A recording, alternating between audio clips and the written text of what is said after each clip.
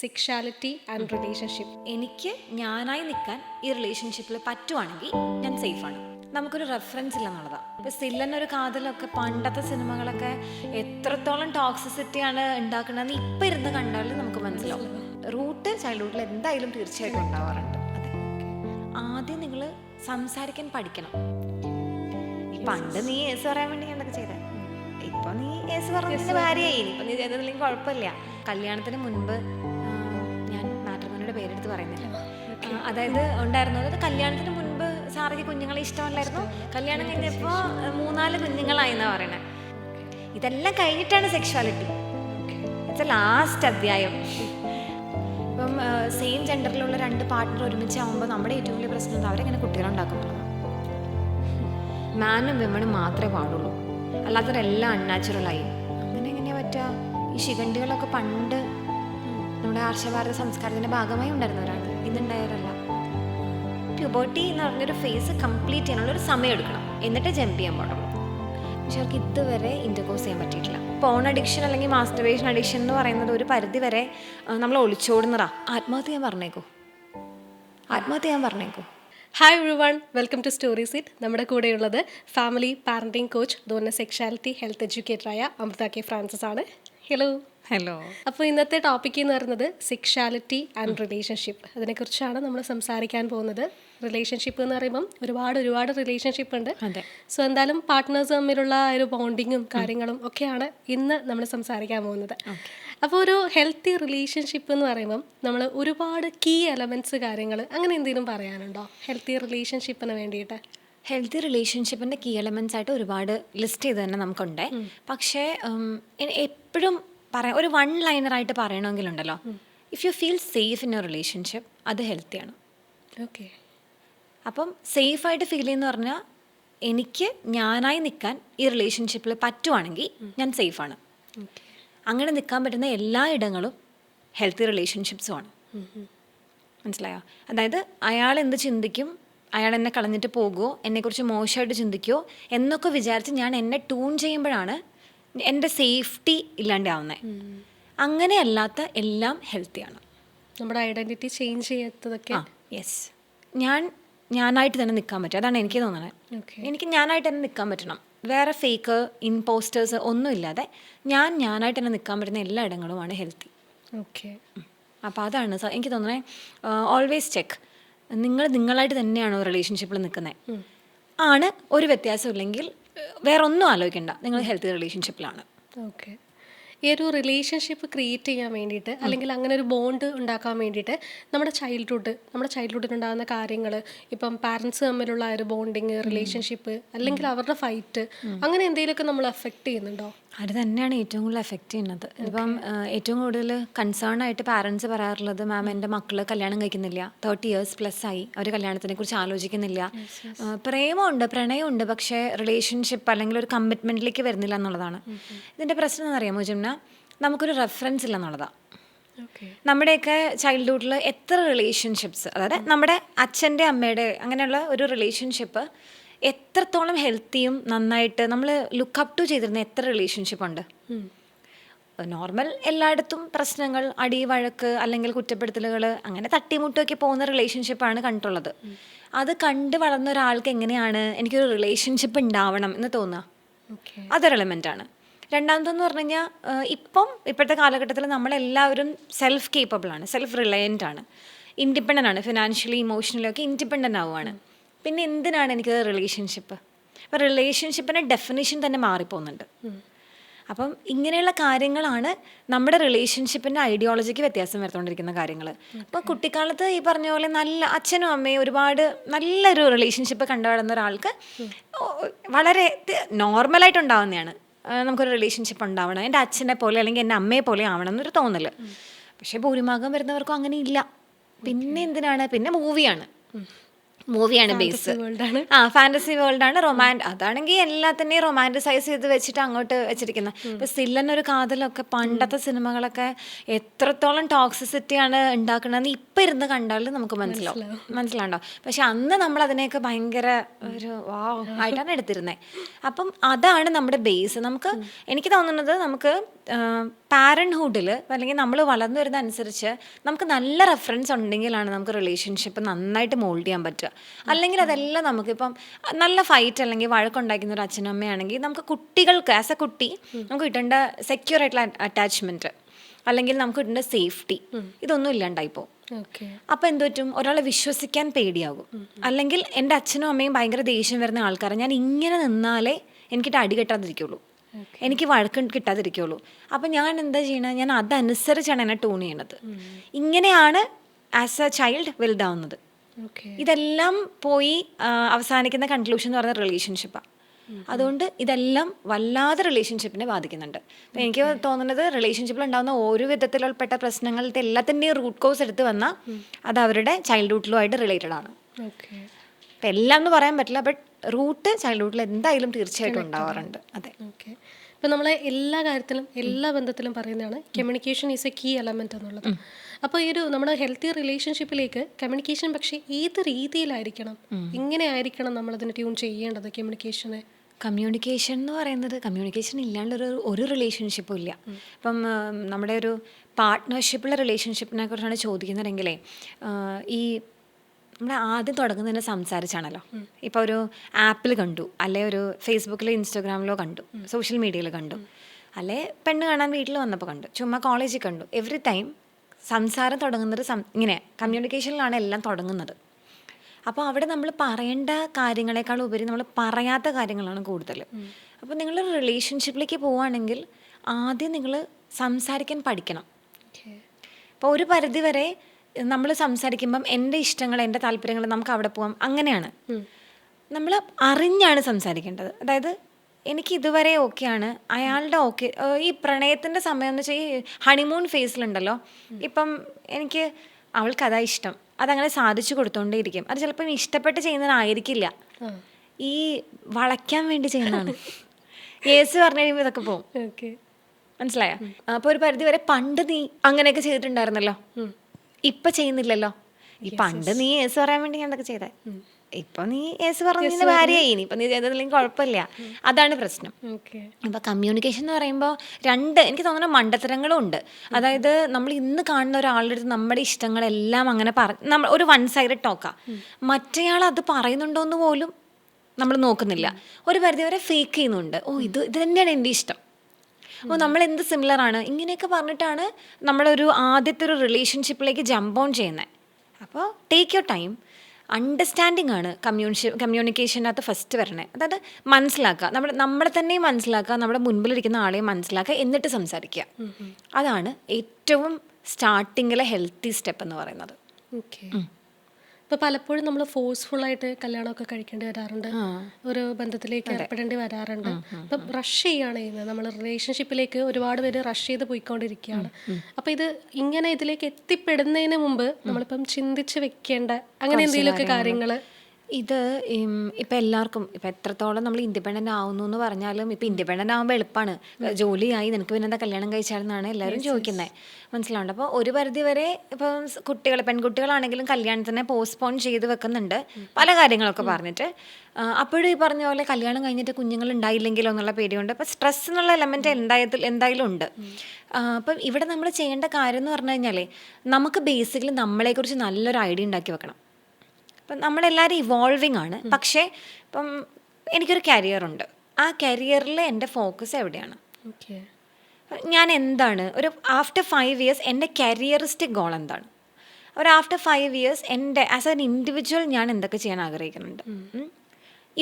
പിന്നെ ഒരു ഫാമിലി വരുമ്പം അതിലുണ്ടാകുന്ന വ്യത്യാസങ്ങൾ, 2 പാർട്ട്നേഴ്സും ഇരുന്ന് സംസാരിച്ച് റെഡിയാക്കണം. ഇപ്പോൾ ഫോർ എക്സാമ്പിൾ ഫിനാൻസ് ഉൾപ്പെടെ മനസ്സിലാവുണ്ടോ. അപ്പോൾ ഇത്രയാണ് എനിക്കിപ്പോൾ ഒരു വരുമാനം എന്ന് പറയാം. അപ്പോൾ നമ്മൾ ഒരുമിച്ചാകുമ്പോഴത്തേനും, ഇപ്പോൾ ഒരുമിച്ചെന്ന് പറയുമ്പോഴത്തേനും നമ്മൾ എത്രത്തോളം പൈസ ഓരോ കാര്യങ്ങൾക്ക് വേണ്ടി മാറ്റി വെക്കുന്നുണ്ട് എന്നതുപോലും ഇതിനകത്ത് EMI അടയ്ക്കാനുണ്ടാവും, നിങ്ങളുടെ എന്തെങ്കിലും ഒരു നിക്ഷേപങ്ങൾ ഉണ്ടാകും. ഇതെല്ലാം നിങ്ങൾ ചിന്തിക്കണം. ഇങ്ങനെ ചിന്തിച്ചാൽ മാത്രമേ ഈ പാർട്ട്ണർഷിപ്പ് ആകുമ്പോഴുണ്ടല്ലോ ഒറ്റയ്ക്കുള്ള വളർച്ചയുണ്ട്, ഒരുമിച്ചുള്ള വളർച്ചയുണ്ട്. അപ്പം ഒറ്റയ്ക്കുള്ള വളർച്ച ഉണ്ടാവാതിരിക്കുന്ന സിറ്റുവേഷൻസ് എല്ലാം നമുക്ക് പ്രശ്നങ്ങൾ ഉണ്ടാക്കുകയുള്ളൂ. അപ്പം ഇതെല്ലാം സംസാരിക്കണം. ഈ അന്ന് ഞങ്ങൾ സംസാരിച്ചതുപോലെ ഒന്നും പിന്നെ പ്രാവർത്തികമാക്കാറില്ല, അല്ലെങ്കിൽ പ്രാക്ടിക്കലിലേക്ക് വരാറില്ല എന്നൊക്കെ പറയുന്നത് കേൾക്കാറുണ്ട്. അവിടുത്തെ പ്രശ്നം എന്ന് പറഞ്ഞു കഴിഞ്ഞാലേ ഒരു പരിധിവരെ നമ്മൾ തന്നെയാണ് വിട്ടുവീഴ്ചകൾ ഉണ്ടാക്കുന്നത്. പോട്ടെ, ചില കാര്യങ്ങൾ നമ്മൾ പറഞ്ഞിട്ടുണ്ടാകും. ഇപ്പോൾ ഫോർ എക്സാമ്പിൾ കല്യാണം കഴിയുമ്പോൾ ഞാൻ ഡ്രൈവ് ചെയ്യുമെന്ന് പറഞ്ഞിട്ടുണ്ടാവും. പക്ഷെ കല്യാണം കഴിഞ്ഞിട്ട് എപ്പോഴും ഹസ്ബൻഡ് ആയിരിക്കും ഡ്രൈവ് ചെയ്യുക, നമ്മൾ കൂടെ ഇരിക്കലുണ്ടാവുള്ളൂ. അത് നമ്മളും ഡിമാൻഡ് ചെയ്യുന്നില്ല. കുറേയൊക്കെ അങ്ങനെ അങ്ങ് ഒരു തിരക്കിൻ്റെ പുറകിൽ അങ്ങനെ പോയി പിന്നെ ഒരു ദിവസം പെട്ടെന്ന് വന്നിട്ട് എനിക്ക് വണ്ടി വേണമെന്ന് പറയുമ്പോൾ അവിടെ പ്രശ്നവും. അപ്പോൾ നമ്മുടെ തീരുമാനങ്ങൾ നമുക്ക് വ്യക്തമായ ധാരണകൾ ഉണ്ടാവണം നമ്മളെക്കുറിച്ച് തന്നെ. എന്നാലും മാത്രമേ നമുക്ക് മുമ്പോട്ട് പോകാൻ പറ്റുള്ളൂ. ഇനി ചില സമയത്ത് ഒരുമിച്ച് നിൽക്കുമ്പോൾ ചില മ്യൂച്വൽ അഡ്ജസ്റ്റ്മെൻറ്റ്സ് ഉണ്ടാകും. പക്ഷെ അതും സംസാരിച്ച് റെഡിയാക്കേണ്ട കാര്യങ്ങളാണ്. ഇപ്പം കല്യാണം കഴിഞ്ഞു, കുട്ടി ഉണ്ടായിട്ട് ഒരു 6 months ലീവേ ഞാൻ എടുക്കുന്നുള്ളൂ എന്ന് പറഞ്ഞ ഒരാൾക്ക് ചില സമയത്ത് 6 months ജോലിക്ക് പോകാൻ പറ്റില്ല എന്ന് വരും. അല്ലെങ്കിൽ വേണ്ട, മോനൊരു അല്ലെങ്കിൽ മോളൊരു 1.5 വയസ്സെങ്കിലും ആവട്ടെ, അങ്ങനെ തീരുമാനിക്കും. അങ്ങനെയുള്ള സ്പേസും കൂടി ഉണ്ടാവണം. അപ്പോൾ ഇതെല്ലാം കമ്മ്യൂണിക്കേറ്റ് ചെയ്യണം.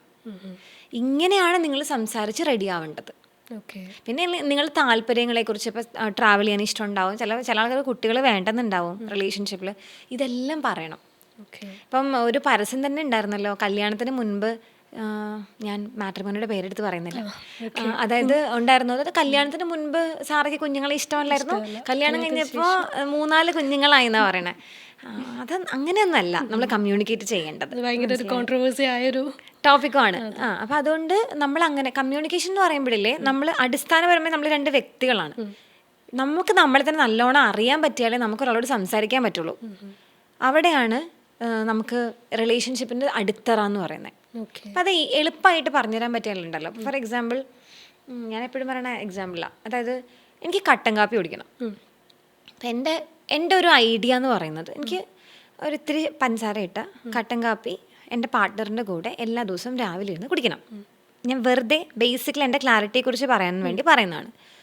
ഇവിടുത്തെ പ്രശ്നം എന്ന് വെച്ച് കഴിഞ്ഞാൽ കട്ടൻ കാപ്പി ഇപ്പോൾ പാർട്ട്ണർ പറയണത് എനിക്ക് പറ്റുമൊന്നുമില്ല കട്ടൻ കാപ്പി ഉണ്ടാക്കിത്തരാൻ. ഇവിടെ നമ്മൾ ഒഫൻഡഡ് ആവേണ്ട ആവശ്യമില്ല. കാരണം എന്താ, കട്ടൻ കാപ്പി ഉണ്ടാക്കി തരാൻ നമ്മൾ വിചാരിച്ചിട്ടില്ല. നമ്മുടെ ഡിമാൻഡ് എന്താണ്, കട്ടൻ കാപ്പി ഉണ്ടാക്കിയിട്ട് ഞാൻ കുടിക്കുമ്പോൾ എൻ്റെ അടുത്ത് വന്ന് ഇരിക്കണം എന്നുള്ളത് മാത്രമേ ഉള്ളൂ. ഇപ്പോൾ പുള്ളി പറയും എനിക്ക് കട്ടൻ കാപ്പി കുടിക്കാൻ ഇഷ്ടമല്ല, അവിടെയും നമ്മൾ ഒഫൻഡഡ് ആവേണ്ട ആവശ്യമില്ല. മനസ്സിലാണ്ടോ? ഇനിയിപ്പോൾ കട്ടൻ കാപ്പി ഉണ്ടാക്കിയെന്ന് വിചാരിച്ചോളൂ, അപ്പം പറയാണ് എനിക്ക് മധുരം വേണ്ട, അതും നമ്മുടെ വിഷയമല്ല. ഇപ്പം ഞാൻ പറയണത്, എത്രത്തോളം എനിക്ക് എന്നെക്കുറിച്ച് ക്ലാരിറ്റി ഉണ്ടോ അത്രത്തോളം എനിക്ക് ഈ ഡിഫറൻസസിന് പ്രശ്നം ഉണ്ടാവില്ല. ആത്യന്തികമായിട്ട് എനിക്കെന്താ വേണ്ടത്, എൻ്റെ കൂടെ ഇരിക്കണം എന്നുള്ളൂ. അതാണ് എൻ്റെ നീഡ്. അല്ലാതെ കാപ്പി ചായ അതിലൊന്നും ഒരു കാര്യമില്ല. അത് പക്ഷെ എനിക്കറിയാൻ പറ്റണം. അല്ലെങ്കിൽ ഐ വിൽ കീപ്പ് ഓൺ ക്രിബിങ്, അത് ചെയ്തില്ല ഇത് ചെയ്തില്ല, 2 പാർട്ട്നേഴ്സും. അതിനാണ് ഞാൻ പറയണത്, പരസ്പരമുള്ളതിനേക്കാൾ ഉപരി സ്വയമുള്ള ക്ലാരിറ്റി ഭയങ്കര ഇന്നോവേറ്റബിളാണ്. എന്നിട്ടാണ് നിങ്ങൾ റിലേഷൻഷിപ്പിനെ കുറിച്ച് ചിന്തിക്കാവുള്ളൂ.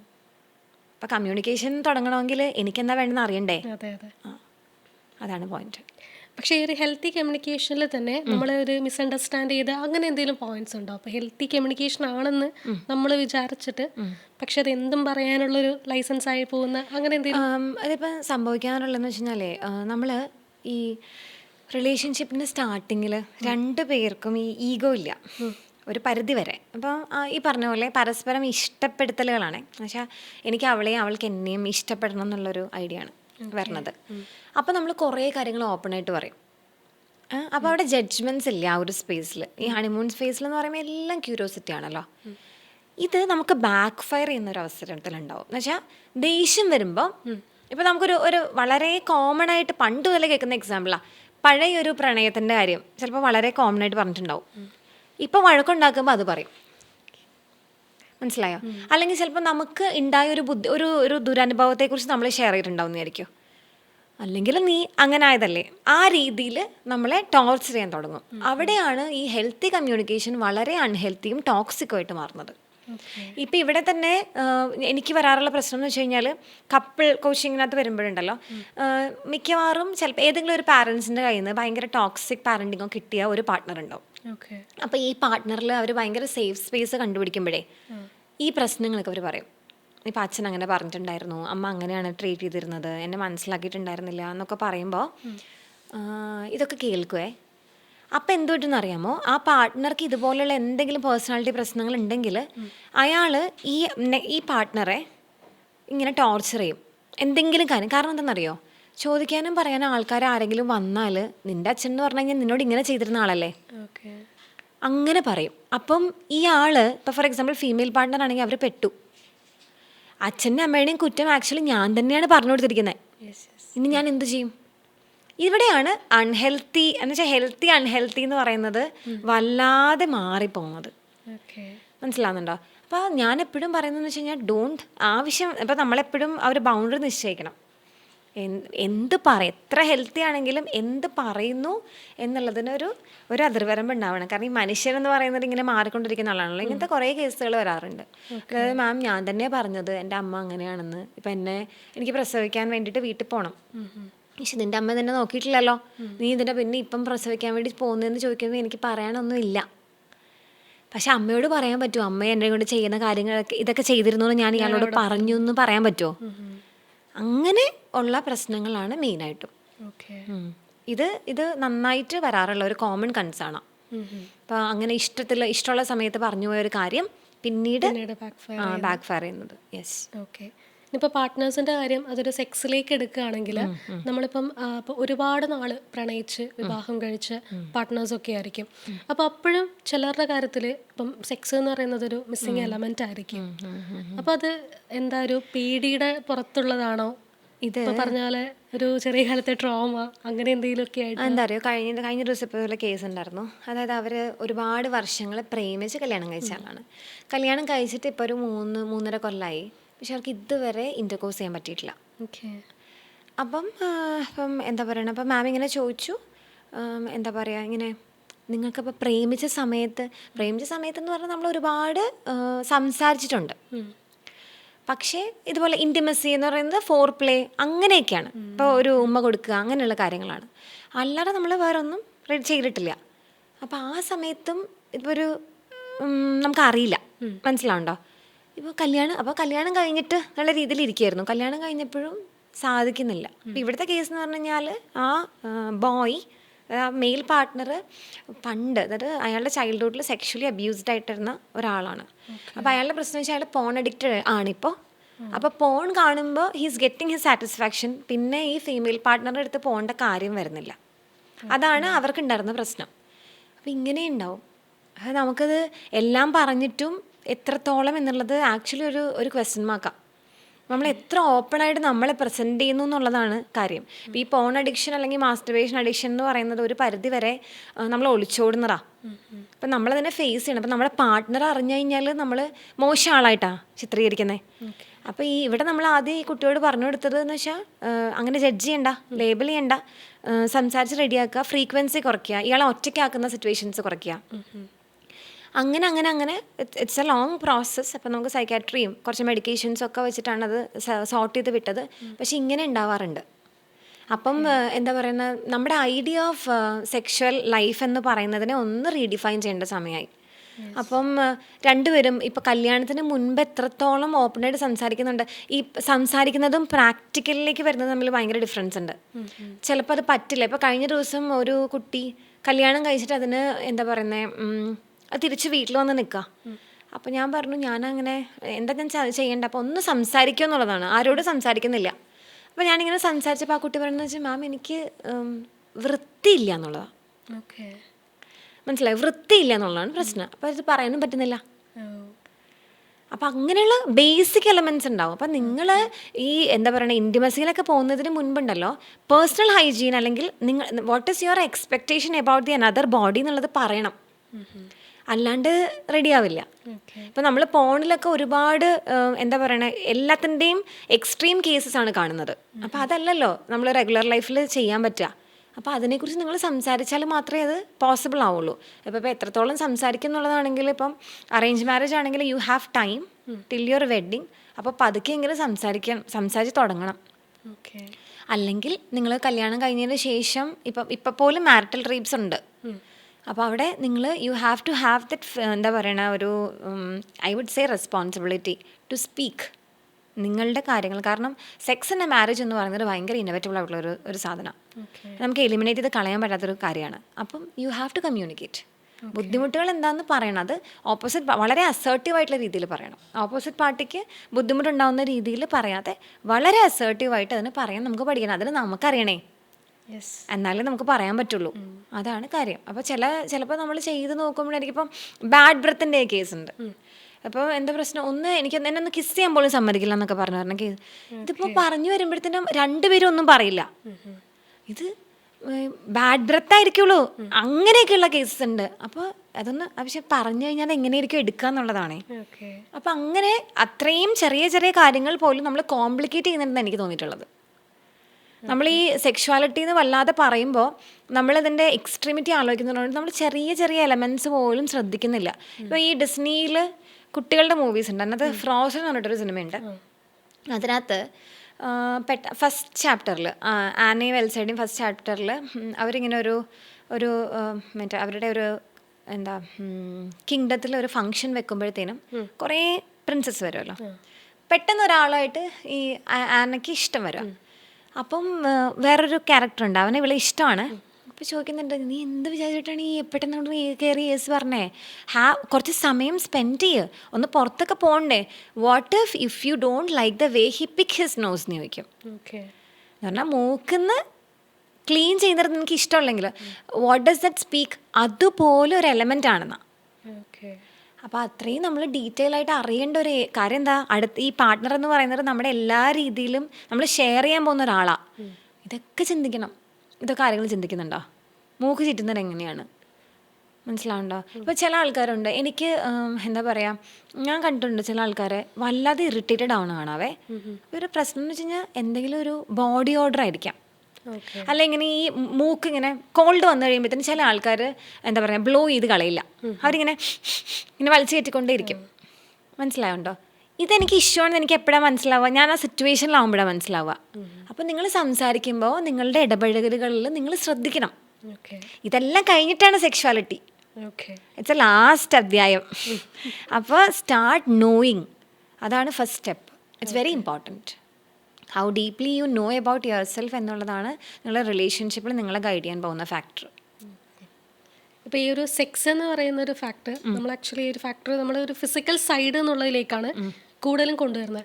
പക്ഷെ അതിന് അപ്പുറത്തേക്ക് ഒരു ഫിസിക്കൽ സൈഡ് എന്നുള്ളതിന് അപ്പുറത്തേക്ക് എങ്ങനെ നമുക്ക് ഡിഫൈൻ ചെയ്യാൻ പറ്റുന്നത്, ഒരു പക്ഷേ റീഡിഫൈൻ ചെയ്യാൻ പറ്റുന്നത്? അതെ, actually sex in the marriage അല്ലെങ്കിൽ ഇൻറ്റിമസി ഇൻ ദ മാരേജ് എന്ന് പറയുന്ന കോൺസെപ്റ്റ് കുറച്ച് ആക്ച്വലി വൃത്തിയായിട്ട് ഡിഫൈൻ ചെയ്യേണ്ട സമയമായെന്ന് എനിക്കിപ്പോൾ തോന്നുന്നത്. കാരണം അതുകൊണ്ടാണ് നമുക്ക് ഈ എന്താ പറയുക ഫീമെയിൽ മെയിൽ തമ്മിലുള്ള റിലേഷൻഷിപ്പ് അല്ലാതെ വേറെ ഒരു റിലേഷൻഷിപ്പിന് നമുക്ക് അക്സെപ്റ്റ് ചെയ്യാൻ പറ്റാത്തത്. കാരണം ഇപ്പോൾ ഒരു ലെസ്ബിയൻ കപ്പിൾ വന്നാലും ഒരു ഗേ കപ്പിൾ വന്നാലും ഒക്കെ നമ്മുടെ പ്രശ്നം എന്ന് വെച്ച് കഴിഞ്ഞാൽ ഫസ്റ്റ് ക്വസ്റ്റ്യൻ ഇവരുടെ സെക്സ് എങ്ങനെയാണെന്ന്, ഇവരെങ്ങനെയാണ് ഇവരെങ്ങനെ ഇൻ്റർകോഴ്സ് ചെയ്യാന്നുള്ളതാണ് സംഭവം. പക്ഷേ ഇൻറ്റിമസി സെക്സ് എന്നുള്ളത് ഭയങ്കര ഇൻഡെവിറ്റബിൾ ആണ് എന്ന് പറഞ്ഞാൽ അത് മാത്രമൊന്നുമല്ല factor. You have to redefine your intimacy. നമ്മൾ പോസ്റ്റ്മോർട്ടത്തിനകത്ത് പോലും, അതായത് ഡെലിവറി കഴിഞ്ഞതിന് ശേഷം നിങ്ങൾക്ക് സെക്ഷൽ ആക്ടിവിറ്റി റീഗെയിൻ ചെയ്യുന്ന 3 months ടൈമുണ്ട്. അത് കഴിഞ്ഞിട്ടും you will take some time, ഒന്ന് റെഡിയായി ഓക്കെ ആയി, you will take some time to come back to your sexual life എന്നുള്ളതാണ്. അവിടെ നമ്മൾ പറയുന്നത് ഡയറക്റ്റ് പെനിട്രേഷനെ കുറിച്ച് ആലോചിക്കാതെ റീഡിഫൈൻ യുവർ ഇൻറ്റിമസി എന്നുള്ളതാണ്. അതുകൊണ്ട് ഈ 2 പാർട്ട്ണർ തമ്മിലുള്ള ഇൻറ്റിമസി എന്ന് പറയുന്നത് ഐ വുഡ് സേ ഇൻറ്റിമസി സെക്സിനേക്കാൾ ഉപരി ഇൻറ്റിമസിനെ നമ്മൾ റീഡിഫൈൻ ചെയ്യണം. അത് അതെ എവറി ടൈം ഞാൻ ഇൻഡിവിജ്വൽ എന്ന് പറയുന്നത് ഒരു പാർട്ട്ണറിനെയാണ്. അതിപ്പോൾ ഏത് പാർട്ട്ണറാണെങ്കിലും ഏത് ജെൻഡറിലുള്ള പാർട്ട്ണറാണെങ്കിലും ഇൻറ്റിമസി എന്താണ്, ഞങ്ങളുടെ ഇൻറ്റിമസി എന്താണെന്ന് ഞങ്ങൾ കണ്ടുപിടിക്കണം. അങ്ങനെ റീഡിഫൈൻ ചെയ്യണം. അവിടെയാണ് നമുക്ക് ഡിഫറൻസ് ഉണ്ടാക്കാൻ പറ്റുള്ളൂ. അല്ലെങ്കിൽ ഈ നമ്മുടെ ഈ പഴയ ഐഡിയോളജി ഓഫ് സെക്സ് ഉണ്ടല്ലോ, അതിങ്ങനെ നമ്മുടെ തലയിൽ കൂടി ഓടുന്നത് കൊണ്ടാണ് ഇപ്പോൾ ബിഗ് ബോസിലാണെങ്കിൽ ആദില നൂറ വരുമ്പോൾ ഫസ്റ്റ് ക്വസ്റ്റ്യൻ എന്ന് പറയുന്നത് ഇവരുടെ സെക്സ് എന്തായിരിക്കും, ഇവരെങ്ങനെയാ സെക്ഷലി അതിനേക്കാളൊക്കെ ഉപരി അവിടെ വേറെ കുറേ എലമെൻറ്റ്സ് ഉണ്ട്. So you redefine your intimacy. I would say നിങ്ങൾ കണ്ടുപിടിക്കൂ നിങ്ങളുടെ ഇൻറ്റിമസി എന്താണ്. നിങ്ങൾക്ക് പരസ്പരം ഉണ്ടാകുന്ന ഈ ഫിസിക്കൽ അട്രാക്ഷൻ അല്ലെങ്കിൽ ഫിസിക്കൽ എന്താ പറയണേ ഒരു സാറ്റിസ്ഫാക്ഷൻ എന്ന് പറയുന്നത് വാട്ട് എലമെൻ്റ് ആണെന്നുള്ളത് you have to define it. അത്രേ ഉള്ളൂ. ഇപ്പോൾ സെക്സ്ലെസ് മാരേജസ് എന്നൊക്കെ പറഞ്ഞു കേൾക്കാറുണ്ട്. പക്ഷേ സെക്സ് ഇല്ലാത്ത മാരേജ് എന്ന് പറയുന്നത് അതിപ്പോൾ ഈ പറഞ്ഞ പോലെ എന്തെങ്കിലും ഒരു ഫിസിക്കൽ കേസ് ഇല്ലാത്ത അല്ലെങ്കിൽ ഒരു പ്രോബ്ലം ഇല്ലാതെ നമുക്കതിനെ ഹെൽത്തി എന്ന് പറയാൻ പറ്റില്ല. ഹെൽത്തി എന്ന് പറയുമ്പോൾ ഹെൽത്തി ആണ് ആസ് സച്ച്, പക്ഷേ നമുക്ക് ഡിനൈ ചെയ്യാൻ പറ്റാത്തൊരു കാര്യമാണ് സെക്സ് എന്നുള്ളത്. കാരണം രണ്ട് പാർട്ട്ണറിൻ്റെയും ഒരു വളരെ ബേസിക്കുള്ള ഒരു നീഡാണ് ഈ സെക്സ് എന്ന് പറയുന്നത്. സെക്സ്ലെസ് മാരേജ് എന്നുള്ളത് നമ്മൾ വളരെ സക്സസ്ഫുൾ ആയിട്ട് കാണുന്നത് അത് ഞാൻ അവിടെയാണ് നമ്മൾ ഈ ഇൻറ്റിമസി റീഡിഫൈൻ ചെയ്യുക. അവർ സെക്ഷൽ സാറ്റിസ്ഫാക്ഷൻ നടത്തുന്നത് നമ്മൾ വിചാരിക്കുന്ന ഐഡിയൽ ആയിരിക്കില്ല. മനസ്സിലാണ്ടോ? അതുകൊണ്ടാണ് വേറെ പാർട്ട്നേഴ്സ് ഇപ്പോൾ ലേ ആണെങ്കിലും ഗെസ്ബിയൻ കപ്പിളാണെങ്കിലും ഒക്കെ they are very content in their relationship എന്ന് പറയുന്നത്. അവരുടെ idea is not what your idea is. നമ്മൾ ചിന്തിക്കുന്നത് ഈ ബൈസെക്ഷലിൻ്റെ അല്ലെങ്കിൽ ഹെറ്ററോസെക്ഷലിൻ്റെ പേഴ്സ്പെക്റ്റീവിലാണ്. മനസ്സിലാവുണ്ടോ? അതാണ് പ്രശ്നം. അപ്പോൾ അത് റീഡിഫൈൻ ദ ഇൻറ്റിമസി കോൺസെപ്റ്റ് എന്നുള്ളതാണ് നമുക്ക് പറയേണ്ടത്. അല്ലെങ്കിൽ പിന്നെ ഈ പറയുന്ന പോലെ ഡിഫറെൻറ്റ് വേസ് ഓഫ് സെക്ഷൽ പ്ലഷറിനെ കുറിച്ച് പിന്നെയും കുറച്ചുകൂടെ രണ്ട് പാർട്ട്നേഴ്സും കൂടി ഇരുന്ന് എക്സ്പ്ലോർ ചെയ്യണം. ഒരുപാട് ടൈപ്പ് ഓഫ് എന്താ പറയുക ഇൻറ്റിമസീസ് ഉണ്ടല്ലോ, അതിനെ എക്സ്പ്ലോർ ചെയ്യണം. നോർമൽ കപ്പിൾസിൽ ഇപ്പോൾ ഫോർ എക്സാമ്പിൾ വേറെ ഫിസിയോളജിക്കലി ഒന്നും കുഴപ്പമൊന്നും ഇല്ലാത്ത ജനറൽ മാൻ ആൻഡ് വൈഫ് തമ്മിലുള്ള റിലേഷൻഷിപ്പിൽ നമ്മൾ ഡിഫൈൻ ചെയ്യുന്ന ഏരിയ ഓഫ് സെക്സ് ആയിരിക്കില്ല ഇപ്പോൾ ഒരു ലെസ്ബിയൻ അല്ലെങ്കിൽ ഒരു ഗേ കപ്പിൾ ഉണ്ടാവുക. അല്ലെങ്കിൽ ഇപ്പോൾ ഈ നമ്മൾ കാണാറുണ്ടല്ലോ വീൽ ചെയറിലുള്ള ആൾക്കാർ അല്ലെങ്കിൽ വേറെ എന്തെങ്കിലും ഒരു കണ്ടീഷനുള്ള ആളുകൾ, അപ്പോൾ അവർക്കൊക്കെ ഇൻറ്റിമസി ഉണ്ട്. അപ്പോൾ ആ ഇൻറ്റിമസീനെ നമ്മൾ ഡിഫൈൻ ചെയ്യുന്ന വ്യത്യാസം. അപ്പം ഞാൻ ഒരു കാര്യം പറയുമ്പോൾ ബേസിക്കലി അത് എൻ്റെ ഐഡിയയിൽ നിന്ന് നോക്കിയിട്ടാണ് പറയുന്നത് അല്ലേ. അപ്പോൾ അത് എനിക്കത് പെനിട്രേഷൻ ആണെങ്കിൽ അവർക്കത് അങ്ങനെ ആയിരിക്കണം എന്നില്ല. നമുക്ക് ഓറൽ സെക്സ് ഉണ്ട്, ഫിംഗറിങ് ഉണ്ട്, ഏനൽ സെക്സ് ഉണ്ട്, കുറേ ഡിഫറെൻറ്റ് ടൈപ്പ് ഓഫ് സംഭവങ്ങളുണ്ട്. ഇതെല്ലാത്തിൻ്റെയും സേഫ്റ്റി പ്രിക്കോഷൻസ് എടുത്തിട്ട് you can have your explorations. ആ ഒരു രീതിയിൽ നമുക്ക് ഒരു ബ്രോഡായിട്ട് സെക്ഷുവാലിറ്റിനെ കാണാൻ പറ്റുവാണെങ്കിൽ ഈ ക്വസ്റ്റ്യൻസ് ഒരു പരിധിവരെ നമുക്ക് എലിമിനേറ്റ് ചെയ്യാൻ പറ്റും. ഇപ്പം സെയിം ജെൻഡറിലുള്ള രണ്ട് പാർട്ട്ണർ ഒരുമിച്ചാവുമ്പോൾ നമ്മുടെ ഏറ്റവും വലിയ പ്രശ്നം എന്താ, അവരെങ്ങനെ കുട്ടികളുണ്ടാക്കും എന്നുള്ളതാണ്. നിങ്ങളത് ചിന്തിക്കുന്നത് എന്തുകൊണ്ടാണ്?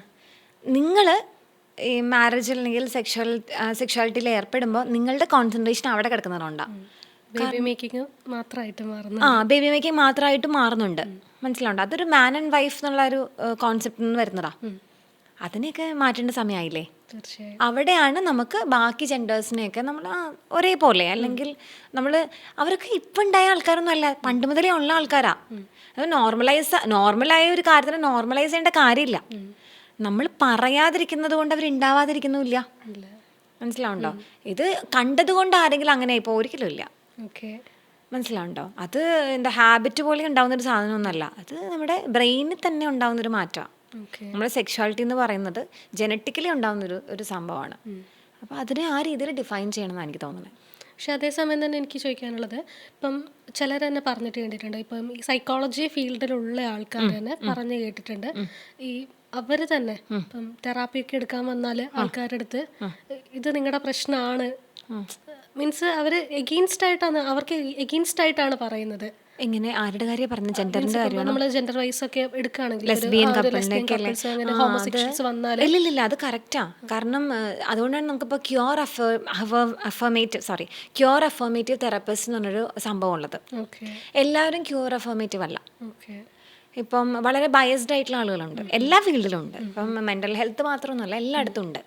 അവിടെ നിങ്ങളുടെ പ്രശ്നമാണ്, മരുന്ന് കൊടുത്ത് ഈ ചിന്തകൾ മാറ്റാം എന്നൊക്കെ പറയുന്ന ആളുകളുണ്ട്. തെറാപ്പിയിലൂടെ മാറ്റാം, മരുന്ന് കൊടുത്ത് മാറ്റാം എന്നൊക്കെ പറയുന്ന ആളുകളുണ്ട്. അത് ഈ പറയുന്ന പോലെ നിങ്ങൾ ആ ഒരു കോൺസെപ്റ്റിനെ മനസ്സിലാക്കാത്തോണ്ടാ. ഇപ്പോൾ മരുന്ന് കൊടുത്ത് മാറ്റാൻ വേണ്ടി തന്നെ ആളുകളെ കൊണ്ടുപോകുന്ന കേസൊക്കെ പണ്ട് ഇതുപോലെ കുറച്ചുകൂടി പണ്ട് ഇങ്ങനെ വനിതയിലൊക്കെ വന്ന് വായിച്ചിട്ട് എനിക്ക് ഓർമ്മയുണ്ട്. അതെന്ന് വെച്ച് കഴിഞ്ഞാൽ എന്താണ് സെക്ഷുവാലിറ്റി എന്ന് പറഞ്ഞൊരു കോൺസെപ്റ്റ് എന്താണ്? നിങ്ങൾ നിങ്ങൾക്ക് ഒരാളോട് അല്ലെങ്കിൽ വേറൊരു ജെൻഡറിനോടൊരു ഇഷ്ടം തോന്നുന്നു എന്നുള്ളത് എത്രത്തോളം നമ്മുടെ ഹ്യൂമൻ സിസ്റ്റവുമായിട്ട് കണക്റ്റഡ് ആണെന്നുള്ളത് നിങ്ങൾ മനസ്സിലാക്കണം. അപ്പം മാത്രമേ അതൊരു അസുഖമല്ല, പനി ചുമ എന്ന് പറഞ്ഞൊരു അസുഖമല്ല, അതുകൊണ്ട് തന്നെ പകരില്ല എന്ന് നമുക്ക് മനസ്സിലാവുള്ളൂ. അതിപ്പോൾ ചില മനുഷ്യർക്ക് അവരും ചില ആൾക്കാർ ഇപ്പോൾ പറഞ്ഞ പോലെ ബ്രോഡായിട്ട് പറയുവാണെങ്കിൽ ഇപ്പം ചില ആൾക്കാർ ഹെട്രോസെക്ഷലാണ് ഇൻ എ വേ ദാറ്റ് ഇപ്പോൾ അവർക്ക് മെയിൻ ഓറിയൻറ്റേഷൻ പുരുഷനോട് തന്നെ ആയിരിക്കും, സെക്ഷൽ ഓറിയൻറ്റേഷൻ അല്ലെങ്കിൽ ആ ഒരു ഡിസയർ വരുന്നത്. പക്ഷെ ചില പെൺകുട്ടികൾക്ക് അല്ലെങ്കിൽ ചില സ്ത്രീകളിൽ അവർക്ക് തോന്നാം ഒരു സ്ത്രീയെ കാണുമ്പം അങ്ങനെ ഒരു ഇത് വരാം. അതുകൊണ്ട് അവരെല്ലാ സ്ത്രീകളുടെ അടുത്തും പോകുന്നില്ല. അപ്പം അതൊരു സൈക്കാട്രിക് പെർസ്പെക്റ്റീവിൽ കൂടി പറയേണ്ട ഒരു കാര്യം. അത് മനസ്സിലായി, ഒരു കുഴപ്പമായിട്ടല്ല, നമ്മൾ അതിനെ അങ്ങനെ കാണണം. കുറച്ചുകൂടി ബ്രോഡായിട്ട് നമ്മൾ ഇപ്പം നമുക്ക് എല്ലാത്തിനും ഈ ജെൻഡർ എല്ലാത്തിനും നമ്മൾ ജെൻഡർ വെച്ച് കാണുമ്പോഴത്തെ പ്രശ്നമായത് മാനും വിമണും മാത്രമേ പാടുള്ളൂ, അല്ലാത്തവരെല്ലാം അൺനാച്ചുറലായി. അങ്ങനെ എങ്ങനെയാ പറ്റുക? ഈ ശിഖണ്ഡികളൊക്കെ പണ്ട് നമ്മുടെ ആർഷഭാരത സംസ്കാരത്തിന്റെ ഭാഗമായി ഉണ്ടായിരുന്നവരാണ്, ഇന്നുണ്ടായവരല്ല. പക്ഷെ അത് ഇപ്പോഴും ഇപ്പം നമ്മൾ വിചാരിക്കുന്ന ഒരു കാലഘട്ടത്തിന്റെ മാത്രം പ്രശ്നമാണെന്ന്, ഒരു നമുക്ക് മുന്നേ ഉള്ള ഒരു തലമുറയുടെ മാത്രം പ്രശ്നമാണെന്ന് ചിലപ്പോഴൊക്കെ വിചാരിച്ചിട്ടുണ്ട്. പക്ഷെ അപ്പോഴും ഇപ്പോൾ ഉള്ള കുട്ടികളും ഒക്കെ ഇതിനെതിരായിട്ട് സംസാരിക്കുന്ന കാണാറുണ്ട്. ഇപ്പൊ നമ്മൾ എല്ലാ ടൈപ്പ് ഓഫ് ആൾക്കാരെയും അക്സെപ്റ്റ് ചെയ്യില്ല എന്നുള്ളത്. അത് ഈ പറഞ്ഞ പോലെ നമ്മൾ എക്സ്പ്ലോഷർ വരുമ്പോൾ നമ്മുടെ ഈ സറൗണ്ടിങ്സും വല്ലാതെ മാറ്റർ ചെയ്യുന്നുണ്ടല്ലോ. അപ്പം അതിൻ്റെ ഭാഗമായിട്ട് വരുന്നൊരു കാര്യമാണ്. അപ്പോൾ ഈ പറയുന്ന പോലെ ഒരു പരിധി വരെ സിഗ്മ ആൽഫ എന്നുള്ള സാധനം വല്ലാതെ ഹൈലൈറ്റ് ചെയ്ത് പറഞ്ഞിട്ടുണ്ടായിരുന്നില്ലേ. അത് കുറച്ചുകൂടെ ഡെഫിനിഷൻസ് വന്നു തുടങ്ങിയപ്പം, അതിൻ്റെ കുറച്ചും കൂടെ സ്റ്റഡീസ് വന്നു തുടങ്ങിയപ്പം ആ ഐഡിയോളജിയിലുള്ളവർക്ക് മാറി തുടങ്ങി. അപ്പം അങ്ങനെ ഇത് പതുക്കെ ഇവോൾവ് ചെയ്ത് വരികയുള്ളൂ. പിന്നെ ചിൽഡ്രൻ എന്ന് പറയുന്നത് അവർ ആസ് ഒരു ഗ്രോൺ അഡൽട്ട്സ് അല്ലാത്തതുകൊണ്ട് അവരുടെ ചുറ്റുമുള്ള കോൺവെർസേഷൻസ് എല്ലാം മാറ്റർ ചെയ്യുന്നുണ്ട്. മനസ്സിലാകുന്നുണ്ട്. ചെറുതിലേ മുതൽ ഇപ്പോൾ വേറൊരു ജെൻഡറിനെ, ഒരു ട്രാൻസ്ജെൻഡറിനെ കുറിച്ച് മോശം മാത്രം കേട്ടുവിടുന്ന ഒരാൾക്ക് അയാൾ പെട്ടെന്നൊരു ടീനേജ് ആകുമ്പോഴത്തേനും അവരെ അക്സെപ്റ്റ് ചെയ്യാനൊന്നും പറ്റില്ല. കാരണം അവരുടെ കണ്ടീഷനിങ് അങ്ങനെയാണ്, സോഷ്യൽ കണ്ടീഷനിങ് അങ്ങനെയാണ്. ഇപ്പം നമ്മളിപ്പോൾ ഏതെങ്കിലും ഒരു ഷെഫായിട്ടൊരു ട്രാൻസ്ജെൻഡറിനെ കണ്ടിട്ടുണ്ടോ? ഇപ്പം നമ്മുടെ മെട്രോയിൽ KMRL ട്രാൻസ്ജെൻഡേഴ്സ് ജോലി ചെയ്യുന്നുണ്ട്. പക്ഷേ ടിക്കറ്റ് എടുക്കാൻ പോയി നിന്നാൽ പോലും എല്ലാ മനുഷ്യരും അക്സെപ്റ്റ് ചെയ്യുന്നത് ഒരേപോലെയാണോ? ഇല്ല. അപ്പം അത് കണ്ടുവരുന്നൊരു കുട്ടി കുറച്ച് ബുദ്ധിമുട്ടായിരിക്കില്ലേ? അത്രേ ഉള്ളൂ. അത് അവർ ചേഞ്ച് ചെയ്യുന്നതനുസരിച്ച് ഇപ്പം ഞാൻ പറയുന്നത് ഇങ്ങനെയുള്ള ഈ ഒരു സെക്ടറിലുള്ള ആൾക്കാർക്ക് കൂടുതൽ നമ്മുടെ സമൂഹത്തിൻ്റെ മുഖ്യധാരയിലേക്ക് വരാനുള്ള അവസരങ്ങൾ നമ്മൾ ഉണ്ടാക്കി കൊടുക്കണം. എല്ലായിടത്തും ഇപ്പോൾ ഒരു ഷോപ്പിൽ കയറിയാണെങ്കിലും ഒരു സെയിൽസ് ഗേൾ അല്ലെങ്കിൽ ഒന്നൊരു റെസ്റ്റോറൻറ്റിൽ പോയി ഒരു വെയിറ്റർ എന്നല്ലേ പറയാം, വെയിറ്റർ ആണെങ്കിലും അല്ലെങ്കിൽ ഒരു ഷെഫാണെങ്കിലും അങ്ങനെയൊക്കെ നമ്മൾ കാണുമ്പോൾ ബസ്സിൽ കയറി കഴിഞ്ഞാൽ ടിക്കറ്റ് എടുക്കുന്നത് അങ്ങനെ കാണുമ്പോഴേ നമുക്ക് ഇത് നമ്മുടെ കൂടെയുള്ള ഒരാളാണ്, വേറെ കുഴപ്പമൊന്നുമില്ലാത്ത ഒരാളാണ്, അങ്ങനെ ഒരു ചേഞ്ചിലേക്ക് വരുള്ളൂ. ഇപ്പം എല്ലാ സ്ത്രീകളും മോശക്കാരല്ല, എല്ലാ ആണുങ്ങളും മോശക്കാരല്ല, അതുപോലെ എല്ലാ ട്രാൻസ്ജെൻഡേഴ്സും മോശക്കാരല്ല. അത്രയും ഒരു ബേസിക് ചിന്ത നമുക്ക് ഉണ്ടാക്കാൻ പറ്റണം. അതിന് നമ്മൾ കോൺവെർസേഷൻ ചെയ്യുന്ന രീതി മാറണം. ഇപ്പോഴത്തെ കുട്ടികളെന്ന് പറയുമ്പോൾ ഒരു പരിധി വരെയൊക്കെ ഇങ്ങനെ ക്ലോസ് നെറ്റിൽ ഉണ്ടാവുന്ന ആൾക്കാരാണ്. അതാണ് അവരെ ഇങ്ങനെ മാറ്റുന്നത്. അപ്പോൾ അവരോട് നമ്മൾ പൊളിച്ചെഴുതി അവരുടെ വിശ്വാസങ്ങളെ കണ്ടിന്യൂസ്ലി ചലഞ്ച് ചെയ്തുകൊണ്ടേയിരിക്കണം. അപ്പോൾ മാത്രമേ റെഡി ആവുള്ളൂ. നമുക്കിപ്പോൾ എത്രത്തോളം സക്സസ്ഫുൾ ആയി വളരെ കുറച്ച് ഇപ്പോൾ കുറേ അധികം trans woman, trans men, transgenders പുറത്തേക്ക് വരുന്നുണ്ട്. ഇപ്പം യൂട്യൂബിലൊക്കെ ആണെങ്കിലും ഒത്തിരി നമുക്ക് കാണാൻ പറ്റുന്നുണ്ട്. ഒരു 5 കൊല്ലം മുമ്പ് ഇത്രയും ഉണ്ടായിരുന്നില്ല. അപ്പോൾ സ്ലോലി ദേ വിൽ ചേഞ്ച്. പിന്നെ ഇപ്പോൾ ഒരു ട്രെൻഡായിട്ട് എൻ്റെ ഐഡൻറ്റിറ്റി കൺഫ്യൂഷൻ ഒരു ട്രെൻഡായിട്ടൊക്കെ ടീനേജിൽ പറയുന്നുണ്ട്. അത് നമ്മൾ എപ്പോഴും ബൈ ടൈം, ഞാൻ എപ്പോഴും പറയുന്ന കാര്യമാണ്, പ്യൂബർട്ടിയിൽ നിങ്ങളുടെ കുട്ടി വന്നിട്ട് ഒരു കൺഫ്യൂഷൻ പറയുകയാണെങ്കിൽ don't jump, take your time. Puberty complete ആവുന്നവരെ വെയിറ്റ് ചെയ്യുക. ഡോക്ടറെ അടുത്ത് കൊണ്ടുപോവുക. അതായത് ഡോക്ടറെ അടുത്ത് കൊണ്ടുപോകുന്ന പറഞ്ഞാൽ മെഡിക്കൽ എക്സ്പ്ലനേഷൻസ് കുട്ടികൾക്ക് കൊടുത്തു കഴിഞ്ഞാൽ അവരൊരു പരിധി വരെ ദേ സാറ്റിസ്ഫൈഡ്. എന്തുകൊണ്ട് വെയിറ്റ് ചെയ്യണം? മനസ്സിലായോ? ഒറ്റയടിക്കിന് പോയി പ്യൂബർട്ടി സ്റ്റോപ്പേഴ്സ് എടുക്കുക അല്ലെങ്കിൽ ഒരു ഇഞ്ചക്ഷൻ എടുക്കുക, അതല്ലല്ലോ. നമ്മുടെ പ്യൂബർട്ടി എങ്ങനെയാണ് പോകണമെന്ന് മനസ്സിലാവണ്ടേ? അപ്പോൾ അതിന് സമയം എടുക്കണം. അതായത് പ്യൂബർട്ടി എന്ന് പറഞ്ഞൊരു ഫേസ് കംപ്ലീറ്റ് ചെയ്യാനുള്ള ഒരു സമയം എടുക്കണം, എന്നിട്ട് ജമ്പ് ചെയ്യാൻ പാടുള്ളൂ. പക്ഷേ ഇവിടുത്തെ പ്രശ്നം എന്ന് പറഞ്ഞു കഴിഞ്ഞാൽ ചില കുട്ടികൾക്കുണ്ടല്ലോ ഒരു രീതിയിൽ, ഇപ്പം 2-3 കുട്ടികളുള്ളൊരു വീടാന്ന് വിചാരിക്കും. ആൺകുട്ടിക്ക് എല്ലാ സ്വാതന്ത്ര്യം കിട്ടുന്നുണ്ട്, പെൺകുട്ടിയായ എനിക്ക് ഒരു സ്വാതന്ത്ര്യം കിട്ടുന്നില്ല. അപ്പം എൻ്റെ പ്യൂബർട്ടി ജനറലായിട്ട് എനിക്ക് പറഞ്ഞ തോന്നലാണ് എനിക്ക് അവനെ പോലെ ആയാൽ മതിയായിരുന്നു. അപ്പം അതുകൊണ്ട് മാത്രമേ എനിക്ക് ചെറുക്കനാവണം എന്നുള്ളൊരു ആഗ്രഹം ഉണ്ടാവാം. ഞാനപ്പോൾ ആൺകുട്ടിയെ പോലെ ഡ്രസ്സ് ചെയ്യാൻ തുടങ്ങും, സംസാരിക്കാൻ തുടങ്ങും, പെരുമാറാൻ തുടങ്ങും. അതുകൊണ്ട് ഞാൻ ആൺകുട്ടി ആവുന്നില്ല. അല്ലെങ്കിൽ എനിക്ക് ശരിക്കും ആൺകുട്ടി എന്നുള്ളൊരു ഇതില്ല. മനസ്സിലാകുന്നുണ്ടോ? ആ ചേഞ്ചസ് മനസ്സിലാക്കാനാണ് പറ്റേണ്ടത്.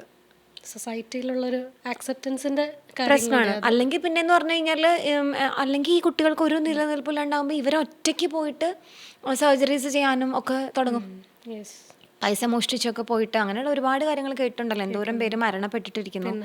അങ്ങനെ വരുന്നത് നമ്മുടെ സൊസൈറ്റിയിലുള്ള ഈ ഒരു അക്സെപ്റ്റൻസിൻ്റെ പ്രശ്നം കൊണ്ടാണ്. പിന്നെ ഇപ്പോഴും ഉണ്ട് ജെമിന, ഇങ്ങനെ ഒരു ഡിഫറെൻറ്റ് ജെൻഡർ എന്ന് പറയുമ്പോൾ തന്നെ കൊന്നു കളയുന്ന ആൾക്കാർ.